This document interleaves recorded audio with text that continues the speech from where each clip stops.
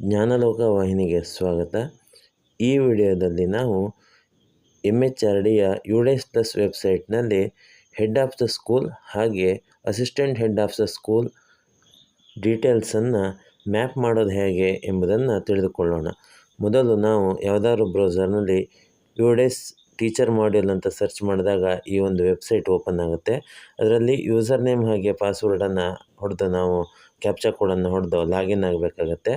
ಮುಖ್ಯವಾಗಿ ನಾವು ಈ ಸ್ಕೂಲ್ನ ಸ್ಟಾಫ್ ಡಾಟಾ ಸರ್ಟಿಫಿಕೇಷನ್ ಮಾಡಬೇಕಾದಂತಹ ಪೂರ್ವದಲ್ಲಿ ಎಲ್ಲ ಮಾಹಿತಿಗಳನ್ನು ಭರ್ತಿ ಮಾಡಿಕೊಂಡು ಈ HOS ಅಂದರೆ ಹೆಡ್ ಆಫ್ ದ ಸ್ಕೂಲ್ ಹಾಗೆ assistant head of the school ಈ ಎರಡು ಮಾಹಿತಿಗಳನ್ನು ಅಂದರೆ ಡೀಟೇಲ್ಸ್ಗಳನ್ನು ನಾವು ಮ್ಯಾಪ್ ಮಾಡಲೇಬೇಕಾಗುತ್ತೆ.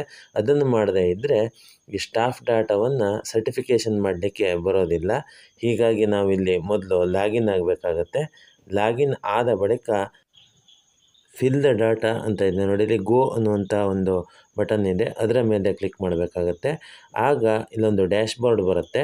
ಇದರಲ್ಲಿ ಶಾಲೆಯಲ್ಲಿರುವಂತಹ ಎಲ್ಲ ಟೀಚಿಂಗ್ ಸ್ಟಾಫ್ ಇರ್ಬೋದು, ನಾನ್ ಟೀಚಿಂಗ್ ಸ್ಟಾಫ್ ಇರ್ಬೋದು, ಎಲ್ಲ ಮಾಹಿತಿಗಳಿದ್ದಾವೆ. ಅವುಗಳನ್ನೆಲ್ಲವನ್ನು ನಾವು ಅಪ್ಡೇಟ್ ಮಾಡಿಕೊಡ್ಬೇಕಾಗತ್ತೆ. ಅಪ್ಡೇಟ್ ಆದ ಬಳಿಕ ಅಲ್ಲಿ ನೋಡಿ head of the school HOS details map ಅಂತ ಇದೆ ನೋಡಿ, ಅಲ್ಲಿ ಮ್ಯಾಪ್ನ ಮೇಲೆ ಕ್ಲಿಕ್ ಮಾಡಬೇಕಾಗತ್ತೆ.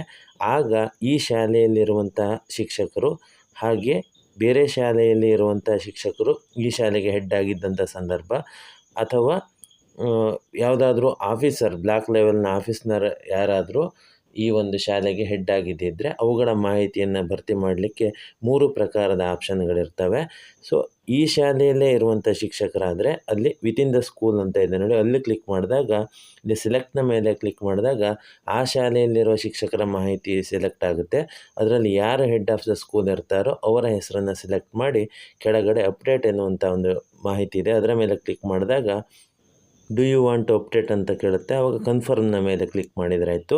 ಹಾಗೆ ಅಸಿಸ್ಟೆಂಟ್ ಹೆಡ್ ಡೀಟೇಲ್ಸ್ ಅಂತ ಇದೆ, ಆಪ್ಷನಲ್ ಅದು ಬೇಕಾದರೆ ನೀವು ಮಾಹಿತಿಯನ್ನು ಭರ್ತಿ ಮಾಡ್ಬೋದು.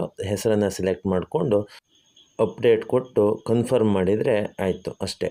ಅಂದರೆ ಅಸಿಸ್ಟೆಂಟ್ ಹೆಡ್ ಆಫ್ ಸ್ಕೂಲ್ ಆಗಿರ್ಬೋದು ಹಾಗೆ ಹೆಡ್ ಆಫ್ ದ ಸ್ಕೂಲ್ ಇರ್ಬೋದು, ಮಾಹಿತಿಯನ್ನು ಇದರಲ್ಲಿ ನಾವು ಈ ಥರ ಮ್ಯಾಪ್ ಮಾಡ್ಬೋದಾಗಿದೆ. ಒಂದು ವೇಳೆ ಬೇರೆ ಶಾಲೆಯ ಶಿಕ್ಷಕರು ಈ ಶಾಲೆಯಲ್ಲಿ ಹೆಡ್ ಆಗಿದ್ದರೆ ಅವರ ಟೀಚರ್ ನ್ಯಾಷನಲ್ ಕೋಡನ್ನು ಹಾಕಿ ಸಹ ಇದರಲ್ಲಿ ಸೆಲೆಕ್ಟ್ ಮಾಡಲಿಕ್ಕೆ ಅವಕಾಶ ಇದೆ. Head of the school compulsory ಇರುತ್ತೆ. ಅಸಿಸ್ಟೆಂಟ್ ಹೆಡ್ ಆಫ್ ದ ಸ್ಕೂಲನ್ನು ನಾವು ಬೇಕಾದರೆ ಆ್ಯಡ್ ಮಾಡ್ಬೋದು ಅಥವಾ ಮಾಡದೇ ಸಹ ಬಿಡ್ಬೋದು. ಧನ್ಯವಾದಗಳು.